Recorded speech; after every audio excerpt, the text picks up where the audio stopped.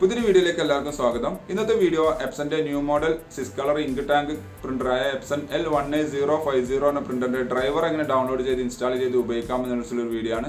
Video കാണുന്ന മുമ്പ് channel subscribe ചെയ്യുക, ലൈക്ക് ചെയ്യുക, ഫോളോ ചെയ്യുക, കമന്റ് ചെയ്യുക, ഷെയർ ചെയ്യുക. നേരെ വീഡിയോയിലോട്ട് പോവാം.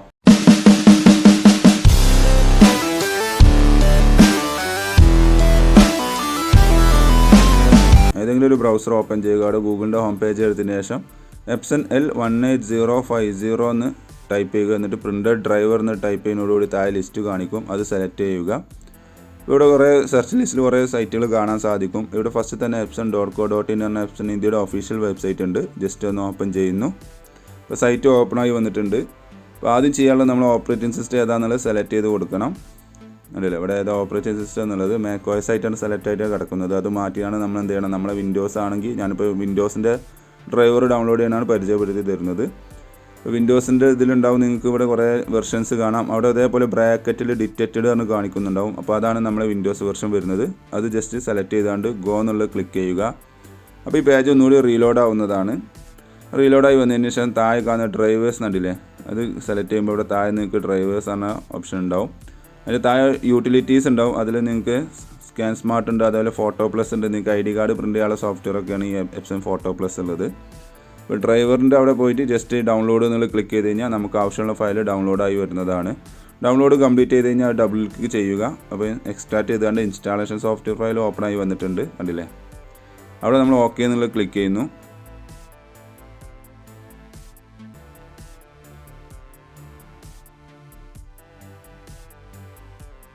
ഇവിടെ നമ്മളെ ലാംഗ്വേജ് ഏതാണെന്നുള്ളതാണ് ഞാൻ ഇംഗ്ലീഷാണ് സെലക്ട് ചെയ്തത്. നിങ്ങൾക്ക് അവിടെ ചേഞ്ചസ് വരുത്തണമെങ്കിൽ ചേഞ്ചസ് വരുത്താവുന്നതാണ്. ഓക്കെ, അതിനുശേഷം താഴെ കാണുന്ന ഓക്കെ എന്നുള്ളത് ക്ലിക്ക് ചെയ്യുക.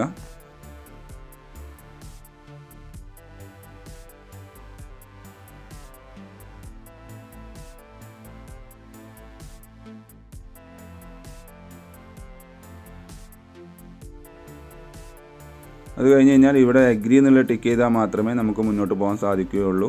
അപ്പോൾ അഗ്രി എന്നുള്ളത് ടിക്ക് ചെയ്തതിൻ്റെ ശേഷം ഓക്കെ എന്നുള്ളത് ക്ലിക്ക് ചെയ്യുക. അപ്പോൾ നെക്സ്റ്റ് ഇൻസ്റ്റാളിങ് നടന്നുകൊണ്ടിരിക്കുകയാണ് അല്ലേ. കുറച്ച് നേരം വെയിറ്റ് ചെയ്യുക. നിങ്ങൾ already USB cable printer computer നമ്മൾ കണക്ട് ചെയ്തിട്ടുണ്ടെങ്കിൽ അത് റിമൂവ് ചെയ്യണം. നമ്മൾ ഇൻസ്റ്റാളിങ് കംപ്ലീറ്റ് ആയി കഴിഞ്ഞാൽ കണക്ട് ചെയ്യാൻ പറയും. ആ സമയത്ത് മാത്രമേ കണക്ട് ചെയ്യാൻ പാടുള്ളൂ.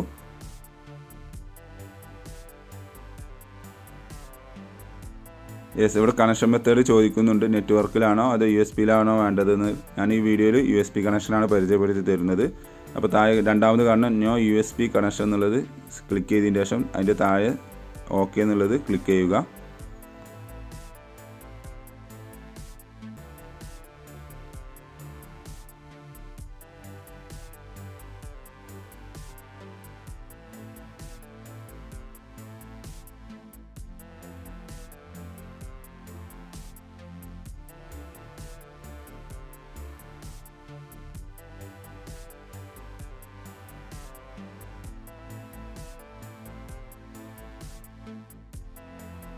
ഓക്കെ, ഇപ്പോഴാണ് നമ്മളോട് കമ്പ്യൂട്ടറും പ്രിൻ്ററും നമ്മൾ USB കേബിൾ കണക്ട് ചെയ്യാൻ പറയുന്നത്. ഈ സമയത്ത് മാത്രമേ കണക്ട് ചെയ്യാൻ പാടുള്ളൂ. അത് കണക്ട് ചെയ്ത് കഴിഞ്ഞ് കഴിഞ്ഞാൽ നിങ്ങൾക്ക് ഇവിടെ ഓക്കെ എന്നുള്ളൊരു മെസ്സേജ് വരുന്നതാണ്. എന്നിട്ട് കുറച്ച് നേരം വെയിറ്റ് ചെയ്ത് കഴിഞ്ഞാൽ പ്രിൻ്റർ ഇൻസ്റ്റാളേഷൻ സക്സസ്ഫുള്ളി എന്നുള്ള ഈ മെസ്സേജ് വരുന്നതാണ്. ഈ മെസ്സേജ് വന്നു കഴിഞ്ഞാൽ നമ്മൾ ഡ്രൈവർ ഇൻസ്റ്റാളേഷൻ കംപ്ലീറ്റ് ചെയ്തിട്ടുണ്ട്. ഇനി നിങ്ങൾക്ക് ഫോട്ടോഷോപ്പിൽ നിന്ന് എവിടെ നിന്ന് വേണമെങ്കിൽ നിങ്ങൾക്ക് പ്രിൻറ്റ് ചെയ്യാവുന്നതാണ്. ഞാനിപ്പോൾ ഒരു സാമ്പിളിന് വേണ്ടി ജസ്റ്റ് ഒന്ന് കൺട്രോൾ പാനൽ ഓപ്പൺ ചെയ്താൽ ഒരു ടെസ്റ്റ് പേജ് പ്രിൻറ്റ് ചെയ്ത് കാണിച്ചു തരാം. അപ്പോൾ അതിനാദ്യം ഞാൻ കൺട്രോൾ പാനൽ ഓപ്പൺ ചെയ്യുകയാണ്. അതിൽ ഡിവൈസസ് ആൻഡ് പ്രിൻറ്റേഴ്സ് ആണ് ഓപ്ഷൻ ഉണ്ട്. അത് ഓപ്പൺ ചെയ്യുമ്പോൾ നമ്മൾ കണക്ട് ചെയ്ത ഡിവൈസുകൾ ഇവിടെ കാണിക്കുന്നുണ്ട്. അപ്പോൾ ഇവിടെ നിങ്ങൾക്ക് ഹൈഡ് അല്ലാതെ കളറായിട്ട് നിൽക്കുന്ന എപ്സൺ L18050 സീരീസ് എന്നുള്ളത് കാണാൻ സാധിക്കും. അപ്പോൾ അതിൻ്റെ റൈറ്റ് ബട്ടൺ ക്ലിക്ക് ചെയ്ത് പ്രിൻ്റർ പ്രോപ്പർട്ടീസ് എടുക്കുന്നു.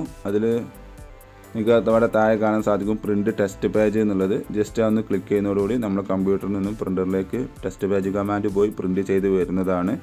അപ്പോൾ അതേപോലെ നിങ്ങളൊന്ന് ട്രൈ ചെയ്ത് നോക്കുക. എന്തെങ്കിലും ഇഷ്യൂ ഉണ്ടെങ്കിൽ സിസ്റ്റം ഒന്ന് റീസ്റ്റാർട്ട് ചെയ്താൽ മതി. ആ പ്രോബ്ലം സോൾവ് ആവുന്നതാണ്. ഓക്കെ,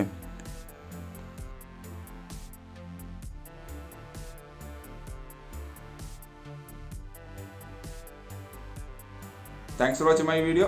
ഇഷ്ടമെന്ന് വിചാരിക്കുന്നു. സബ്സ്ക്രൈബ് ചെയ്യാൻ മറക്കരുത്. ലൈക്ക് ചെയ്യുക, കമൻറ്റ് ചെയ്യുക, ഷെയർ ചെയ്യുക. അപ്പോൾ ഓക്കെ, ബൈ.